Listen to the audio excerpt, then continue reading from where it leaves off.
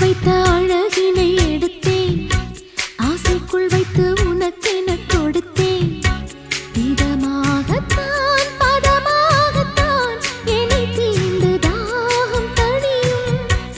ஓடைக்குள் வந்த மலரினை பறித்தே, ஓசைகள் இன்றி மணி முத்தம் பதித்தே.